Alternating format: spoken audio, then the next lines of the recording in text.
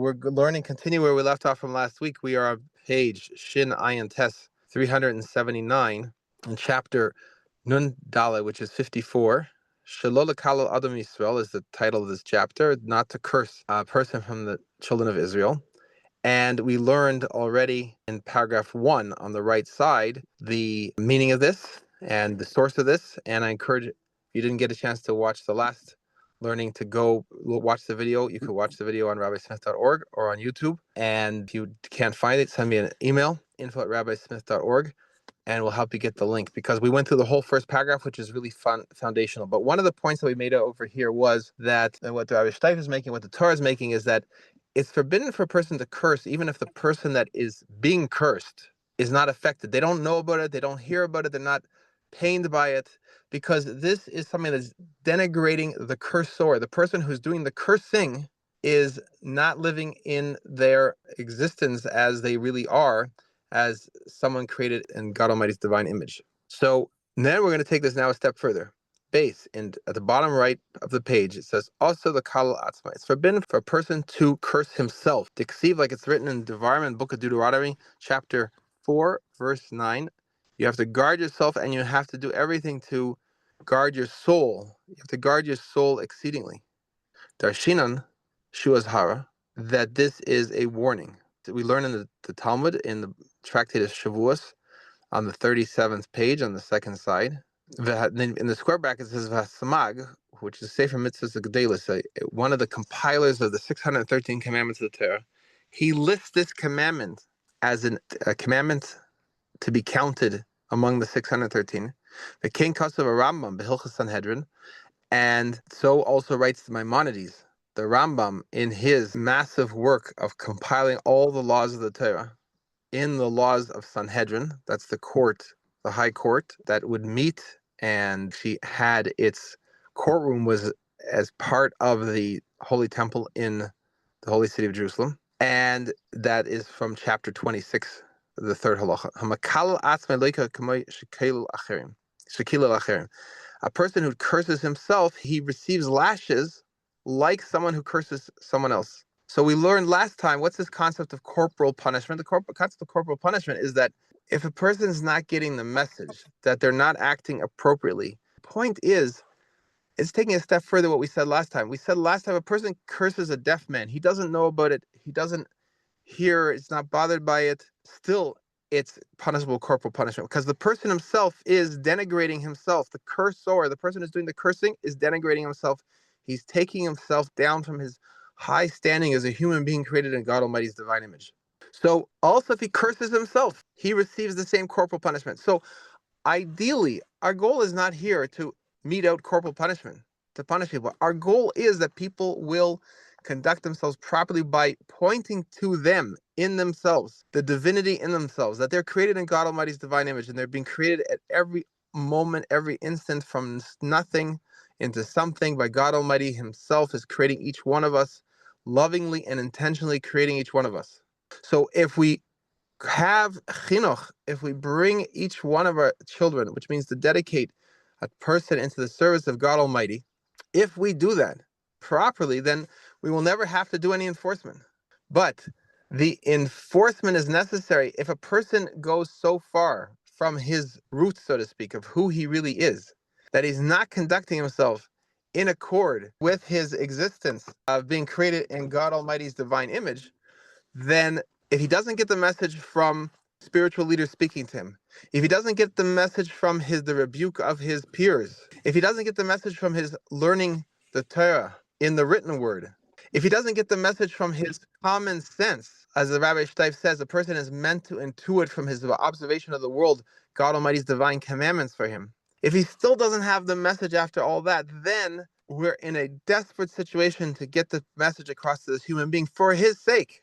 So even though he's cursing himself and no one's affected by it, yet we have to wake him up to realize, my dear fellow human being, my dear child, someone, we love every person because God Almighty loves them and is bringing them to existence. We've got to get the message across to you. Here's the consequences. And we know it's painful. It's painful for us to have to administer this, but it pains us so much to see that you're living in this deprecated state, not in accordance with God Almighty's will, that we want to wake you up.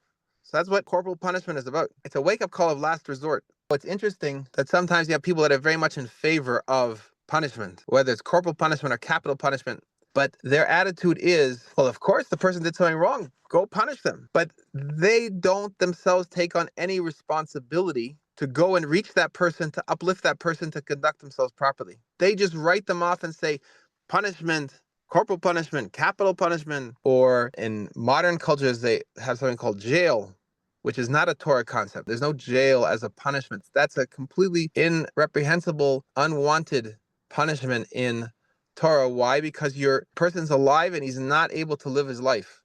Torah only has corporal punishment, which is, here's your wake-up call, or, God forbid, it is severe transgression. All these transgressions are severe, but one that is God Almighty says warrants capital punishment, then that's the end of his life. We don't torture him by restricting his movement and locking him up. The corporal punishment is a very painful experience of receiving lashes, but it's over, and he can go on with his life. He can go back to work, he can go back to business, he can go back to his family. There's no concept of restricting a person and caging them in. But people who are in favor of punishment are missing the point that you first have to want the person's well-being. You have to go out of your way. You have to go reach that person. You have to go talk to that person. You have to teach that person so that they will be uplifted. And to punish them would pain you so much because you've now developed a relationship and a caring for them that you seek their welfare, you seek their well-being, you're trying to uplift them, and it now pains you so much that you have to resort to the Torah's punishment of corporal punishment. And that's the job of the court of law. The court of the judges, their primary responsibility is to elevate the people, to uplift the people, to dedicate the people into the service of God Almighty. And that's why the first of the 7 commandments that apply to every human being, of which there's really 30, and there's many, many dozens and hundreds of commandments that apply to every human being, but the 7 foundational elements of the existence of humanity and civilization, the first of those, as is listed in the Talmud, in the Tractate Sanhedrin, on the 56th page on the first side in the bottom, lists first commandment is to have justice. Why is justice the first commandment? Because justice requires judges.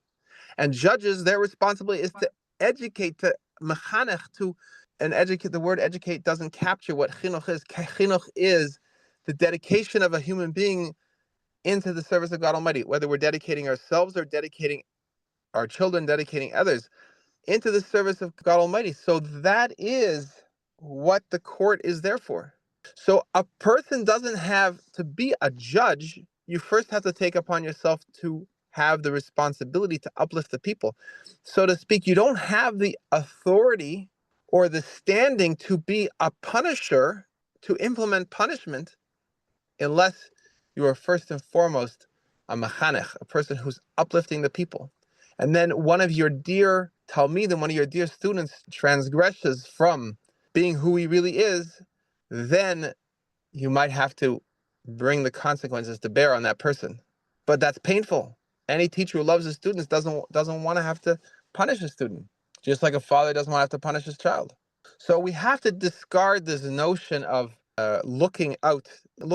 pursuing the punishment of people. That's not what we're here for. God Almighty wants us to pursue the well-being of people. Punishment is only a last resort as a wake-up call to the person who's being punished and to the people who watch the punishment and hear about it, that they realize, this is really, take it to heart. I've got to live properly according to the way God Almighty has created me.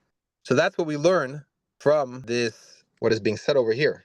B'tamei mitzvos ein b'chinuch she'haklala po'eles chizuk lahamakula. And look in the reasons of the mitzvahs, the explanation of the reasons of the commandments in the book called the Chinuch. The Chinuch is literally the dedication of person into the service of God Almighty. It's also the name of a book, a holy work. Shehaklala po'eles hizuk hamakulal. That the curse causes a deleterious effect. It causes damage to the person who's doing the cursing. I mean, makulal, it could be the person who is cursed. Right, to the person who's cursed.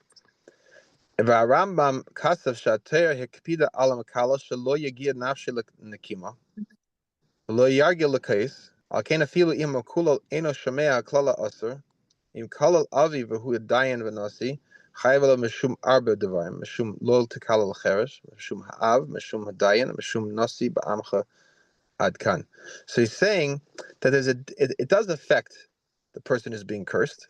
And the Rambam writes that the Torah is particular on the cursor, that his soul should not come to a state of revenge.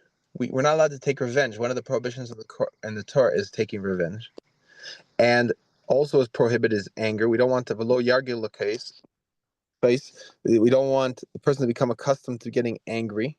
So when a person is cursing, he's getting angry and he's taking revenge. So this is referring to the cursor is getting into improper behavior. So therefore, even though the person being cursed does not hear the curse, it's still forbidden. And now a separate related point, that if a person curses his father, who is also a judge and also a leader of the people, he is violating, he's obligated, he's culpable for four things, four prohibitions. What are they? One is don't curse the deaf person, which means anybody. And that's transgressing that. He's transgressing cursing his father. He's transgressing cursing the judge. And he's transgressing cursing the leader among your people. And that's the end of the quotation. So I want to ask now if you have any questions, and I'm happy to answer them. I'm just wondering, when you say curse someone, like if you said something like, I don't like that person and I hope they lose their job, is that cursing them? Would that be an example of someone cursing someone? So that's a great question. So we see from what we learned last time that, first of all, the officially cursing is in the punishable cursing is using God's name in the curse.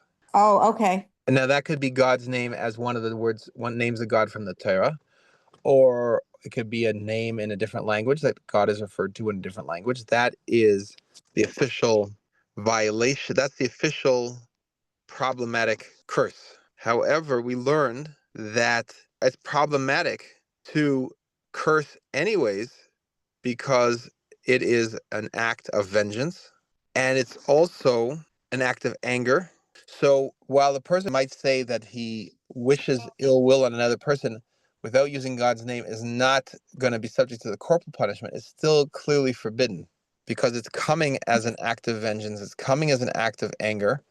And it's not befitting a person created in God Almighty's divine image. Why is revenge a problem? Why is anger a problem? Especially, okay, we could understand if someone, slashes someone's tires, okay, it's not appropriate to go and take revenge and slash the tires back because now you're damaging their property. You should take them to a court. Okay, we want a way of resolving disputes without back and forth. But that's not the real explanation. The real explanation is that when you take revenge on somebody, it means that you are upset with them. You have a vengeance against them because you hold them responsible for having done something which offends you or bothers you or has hurt you. And in doing so, you lose sight of the fact that they're just an agent of God Almighty. They're just God. Nothing could happen to you, good or bad, unless God Almighty wills it. So in the process of being vengeful against the person, you've lost sight of God Almighty. Because if you were, let's say someone does something to you really inappropriate, or whatever it is that gets you to the level of vengeance, and you were to say to yourself, this is from God Almighty, what are you going to be angry about? You might, you're going to stop the person. You're not allowed to do it again. You'll put up a security camera. You may call the police. Yes, of course. But you're not going to be in a state of taking revenge. Same thing with anger. Anger is the failure to recognize that everything's from God Almighty. If you're late for the appointment because of somebody else, you're blaming that other person as if they're the agent of power, as if they're the cause of the lateness. No, God Almighty is the cause of the lateness. The apparent excuse for the lateness is this person. But if God Almighty didn't want you to be on time, that person would not have been able to stop you. Or if he wants you to be late, something else could have happened. Maybe the person was late getting ready, but maybe there could have been a traffic jam instead. So anger and revenge are reflections on a person's losing sight of God Almighty. So anything that's a behavior that is a indication that we have lost sight of God Almighty is not appropriate. It's forbidden. So let's pause here for this week, and God willing, we'll see you again next week.